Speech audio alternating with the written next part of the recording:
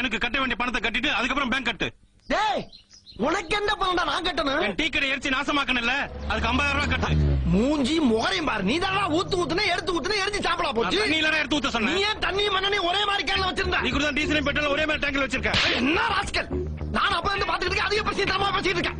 அன்னைக்காச்சும் கன்ஃபியூஷன்ல கிடையாச்சு, இப்ப கன்ஃபார்மா உன்னை பெட்ரோல் ஊத்தி கொளுத்திடுவேன். ஆமா என்ன கொளுத்திடுவே நீ? கொளுத்தி கொலை பண்ணிடுவோம் இன்னைக்கு. என்ன கொலை பண்ணிடுவே நீ? நைட்டோட நைட்டா ஆள் வச்சு கண்ணாடமா வெட்டி கழுகு போட்டு என்ன ஆளை வச்சு கொலை பண்ணிடுவே நீ? பண்ணிடுவேன். ஆமா என்ன யாரவன் செல்போன மூஞ்சிக்கு நேர காட்டி காட்டி எதுவும் பண்றான்? என்ன கொலை பண்ணிடுவியா? ஹலோ பிரதர், கொஞ்சம் இங்க வாங்க. செல்போன் வச்சு என்ன பண்றீங்க? இல்லண்ணே, எனக்கு வேலை வெட்டி இல்ல. சரி, இப்ப இந்த வியாபாரம் தான் ஓடிக்கிட்டு இருக்கு. வியாபாரமா? கொலை கொள்ள கற்பழிப்பு இந்த மாதிரி அவங்க வாயாலேயே சொன்ன வாக்கு மூலம் இதெல்லாம் ரெக்கார்ட் பண்ணி சிபிஐல கொடுத்தோம்னா எனக்கு ஒரு அமௌண்ட் கிடைக்கும்னே. சிபிஐல கொடுத்து பணம் வாங்குவியா? ஆமா, அப்ப என்ன நடந்து பணம் வாங்க போற? நீ தான் அவனை கொலை பண்ண போறதா வாக்கு மூலம் கொடுத்துருக்கல. நான் அவனை கொலை பண்ண மாட்டேன்ல. நீ பண்ணலன்னா என்ன? நான் அவனை 4 பேர்த்த வச்சு போட்டு தள்ளிட்டு நீ தான் பண்ணதாக சிபிஐல கொடுத்து 1 லட்ச ரூபாய் பணம் வாங்கிடுவேன்ல.